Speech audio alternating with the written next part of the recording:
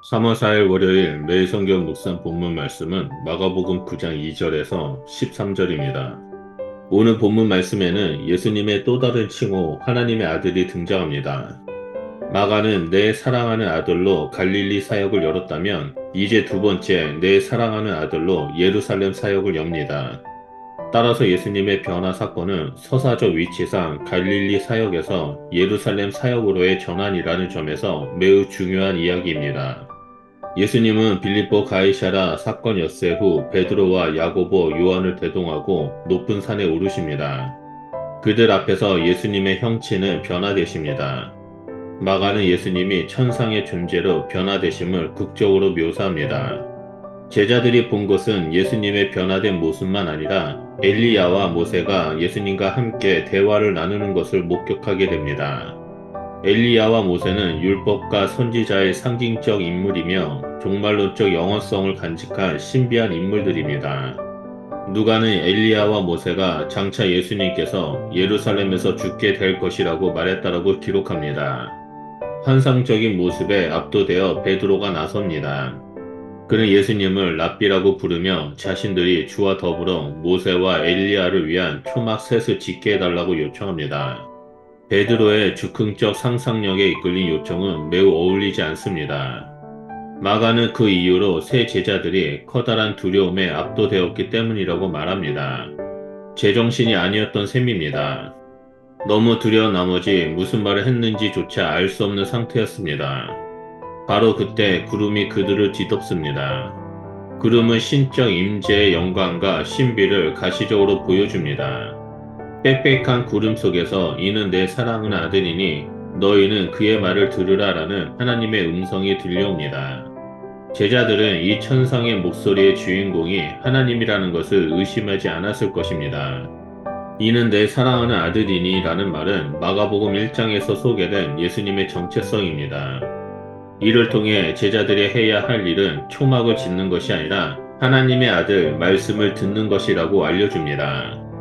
모세와 엘리야, 예수님 세 사람이 대화를 하고 있는데 하나님은 예수님의 말씀을 들으라고 말씀하십니다.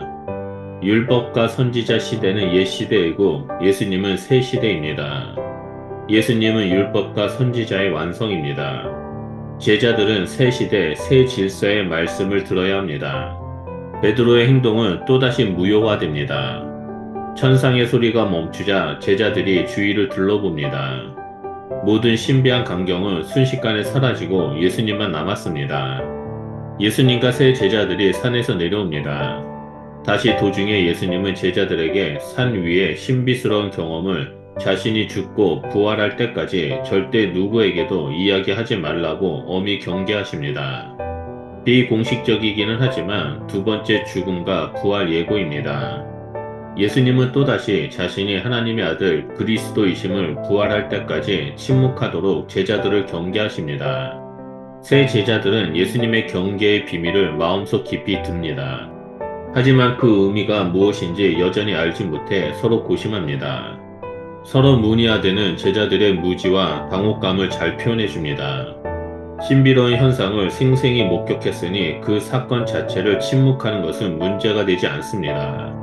하지만 벌써 두 번째로 들은 인자가 죽은 자 가운데서 살아나는 것은 여전히 이해할 수 없습니다. 분명 예수님이 그리스도 하나님의 아들임을 확인했는데 어떻게 메시아가 죽을 수 있느냐는 것이 제자들의 딜레마였을 것입니다. 죽음과 부활은 경험하기까지 이해할 수 없는 신비입니다. 산 위의 신비는 죽음과 부활의 빛으로 재조명되어야 그 의미를 분명히 알 수 있습니다. 그래서 그때까지 침묵과 비밀로 덮어두어야 합니다. 제자들이 예수님께 묻습니다. 메시아가 오기 전 반드시 엘리야가 먼저 와야 한다고 하는데 그 엘리야가 이미 온 것이냐라는 물음입니다. 엘리야가 먼저 올 것이라는 기대는 말라기 4장 5절에서 6절을 반영합니다. 이러한 제자들의 질문에 예수님은 성경에 인자가 고난을 어떻게 기록하고 있느냐라고 되묻습니다. 이는 수사학적 질문으로 제자들의 엘리야에 대한 관심을 인자와 그 운명으로 돌리신 것입니다. 그리고 엘리야가 이미 왔다라는 놀라운 선언을 하십니다. 예수님이 지목하신 엘리야는 두말할 필요 없이 세례 요한입니다. 예수님은 세례 요한이 비록 엘리야인데 사람들이 그를 함부로 대우해 죽였다라고 말씀하십니다. 예수님의 가르침의 초점은 세례 요한이 아닌 인자의 운명에 있습니다. 먼저 온 엘리야가 그런 대우를 받고 죽듯이 그 다음에 오는 인자 역시 그렇게 고난을 받고 멸시당할 것임을 암시한 것입니다. 이것은 산 위에서 나타날 신비만큼이나 놀라운 산 아래에서의 신비, 곧 메시아의 비밀입니다. 물론 제자들은 지금 이 대목에서 그것을 깨닫지 못합니다. 베드로는 변화산에서 예수님과 엘리야, 모세가 대화를 나누는 것을 보고 초막 셋을 짓겠다라고 말합니다. 하지만 구름 속에 임재하신 하나님께서는 예수님의 말을 들으라라고 말씀하십니다. 이것은 우리의 신앙의 본질을 보여줍니다. 인간의 생각과 능력으로 초막을 짓는 것이 아니라 예수님의 말씀을 듣고 그 뜻에 따라 순종하며 살아가는 것이 참된 신앙의 기름을 알려줍니다. 우리는 때로는 베드로처럼 하나님의 뜻을 따르기보다 내 생각대로 앞서 나가는 경우가 있습니다. 내 생각이 가득하고 마음이 초조하며 두려움이 올 때 우리가 해야 할 것은 잠잠히 예수님 앞에 나아가 묻고 그분의 음성을 듣는 것입니다. 제자들이 예수님께 엘리야가 먼저 와야 한다라는 것을 물었을 때 예수님이 알려주시고 그들의 시선을 인자 예수님만을 바라보도록 하셨던 것처럼 우리의 생각, 마음, 감정 등을 내려놓고 예수님께 물어볼 때 주님은 진리의 길을 알려주시고 인도해 주실 것입니다.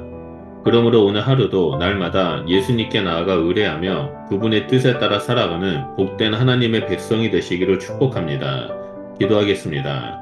하나님 감사합니다. 신앙의 본질이 바로 예수님의 음성을 듣고 그 뜻대로 살아가는 것임을 오늘 말씀을 통해서 보게 해주셔서 감사드립니다. 또한 우리에게 성경을 주셔서 그 성경을 통해 하나님의 뜻을 분별하고 세상 가운데 믿음의 길을 걸어갈 수 있도록 우리를 인도해 주셔서 감사드립니다.